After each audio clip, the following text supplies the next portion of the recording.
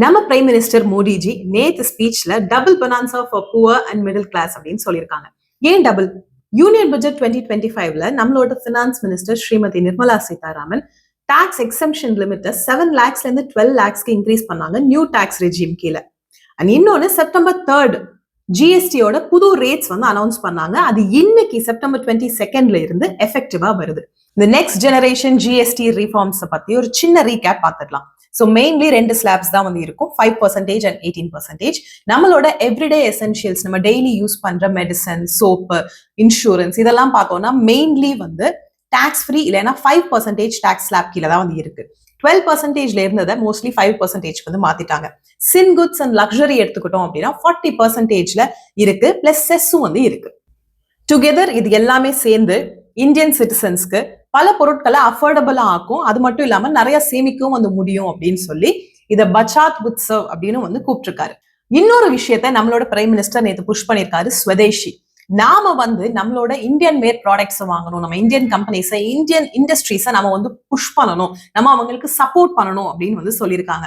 இது ஒரு பக்கம் இருக்க, நாம என்ன பண்றோம், நைட்டு ஃபுல்லா லைன்ல போய் நின்று மால்ல வெயிட் பண்ணி காலையில 1.5 lakhs கொடுத்து ஐபோன் வாங்குறோம். யோசிச்சு பாருங்க, கவர்மெண்ட் இப்போ நம்மளோட பாக்கெட்ல கொஞ்சம் காசு நிக்கிற மாதிரியான பிளான்ஸ் வந்து கொண்டு வராங்க. இந்த பைசாவை நம்ம மேல இன்வெஸ்ட் பண்ணாம, நம்ம நாடு மேல இன்வெஸ்ட் பண்ணாம டைரக்டா கலிபோர்னியால இருக்கிற ஆப்பிள் மேல இன்வெஸ்ட் பண்ணிட்டு இருக்கோம். அதுக்கப்புறம் கம்பைன் பண்றோம், நமக்கு வந்து வேலை இல்லை, நம்மளோட ஸ்டார்ட் அப்ஸ் வந்து வளர மாட்டேங்குது, இன்ஃபிளேஷன் வந்து பீட் பண்ண முடியல அப்படின்னு சொல்லிட்டு we are feeling bad. ஆனா செலவு பண்ணணும் அப்படின்ற ஒரு டைம் வரப்போ ஆட்டோமேட்டிக்லி ஃபாரின் ப்ராடக்ட்ஸை சூஸ் பண்றோம். ஒரு கசப்பான உண்மை என்ன அப்படின்னா, நாம வந்து இந்த ஷைனி ஃபாரின் ப்ராடக்ட்ஸ் மேல இன்வெஸ்ட் பண்றதை நிறுத்திட்டு, அவங்க மேல இருக்கிற அந்த டிபெண்டன்ஸை குறைச்சிட்டு, நம்மளோட இந்தியன் கம்பெனிஸை, இந்தியன் இண்டஸ்ட்ரீஸை என்னைக்கு வந்து சப்போர்ட் பண்றோமோ அன்னைக்கு மட்டும்தான் நம்ம கன்சியூமர்ஸ் அப்படின்ற ஒரு இடத்த மாத்தி கிரியேட்டர்ஸ் அப்படின்ற ஒரு இடத்துக்கு வந்து போவோம். அடுத்து நீங்க என்கிட்ட கேட்கலாம், ரீல்ஸ்ல பாத்திருப்பீங்க, நீ மேக் தானே நான் வச்சிருக்கேன் அப்படின்னு. நான் மேக் தான் வச்சிருக்கேன், ஆனா போன் வந்து ஆப்பிள் கிடையாது. சோ ஒரு ப்ராடக்ட்டை நீங்க அதோட வேல்யூக்காக வாங்குறீங்க, ஒரு பிராண்ட் வந்து அதோட எஃபிஷியன்சிக்காக நீங்க வாங்குறீங்க, நீங்க கொடுக்குற காசுக்கு இது சூப்பரா இருக்கு, உங்களுக்கு அந்த ஃபீச்சர்ஸ் பிடிச்சிருக்கு அப்படின்னா அது வேற. ஆனா இது என்ன ஆயிடுச்சு அப்படின்னா, நம்ம ஐபோன் வச்சுக்கிறது ஒரு சோஷியல் ஸ்டேட்டஸ் அப்படின்ற மாதிரி ஆயிடுச்சு. யோசிச்சு பாருங்க, அங்க போய் மால்ல சண்டை போட்டிருக்காங்க, மும்பைல சண்டை போட்டு ஐபோன் வந்து வாங்கியிருக்காங்க. சோ இது ஒரு பிராண்டை வாங்குறது அப்படின்றத தாண்டி ஒரு ஆப்சஷனா வந்து மாறிட்டு இருக்கு.